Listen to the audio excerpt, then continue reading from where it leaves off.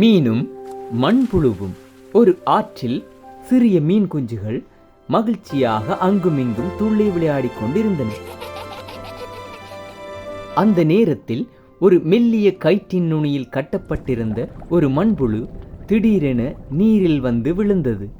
எப்படியாவது தப்பித்து விட வேண்டும் என்று நினைத்து அந்த மண்புழு நெளிந்து கொண்டிருந்தது. அதை பார்த்த ஒரு மீன் குஞ்சு, ஆஹா, அருமையான உணவு ஒன்று எனக்கு கிடைத்திருக்கிறது, அதை நான் சாப்பிடப் போகிறேன் என்று நினைத்து வேகமாக அதை பிடிப்பதற்காக வந்தது. உடனே மண்புழு கூறியது, மீன் குஞ்சே, சற்று நில். நான் உணவு அல்ல. என்னை மனிதர்கள் தூண்டிலில் கட்டியுள்ளனர். நான் தப்பிக்க முயற்சி செய்து கொண்டிருக்கிறேன். என்னை உண்டால் நீயும் மாட்டிக்கொள்வாய். அதை கேட்ட மீன் குஞ்சு சிரித்தது. என்னை ஏமாற்ற பார்க்கிறாயா? நான் என்ன செய்ய வேண்டுமென்று எனக்கு தெரியும். நீ வாயை மூடு என்று கூறிக்கொண்டே அருகில் சென்றது. மண்புழு மீண்டும் சொன்னது, நான் சொல்வது உண்மை. உன் நன்மைக்காகத்தான் சொல்கிறேன். தயவு செய்து நான் சொல்வதை கேள்.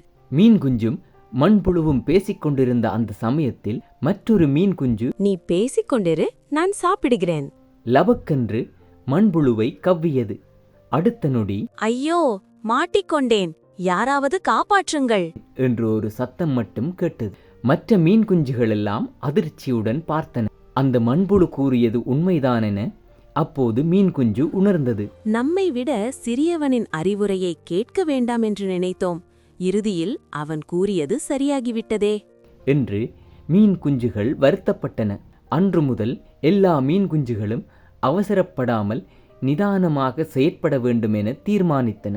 நீதி, ஆத்திரமும் அவசரமும் தவறான முடிவுகளை தரும். யார் சொன்னாலும் நல்ல அறிவுரைகளை கேட்பது புத்திசாலித்தனம்.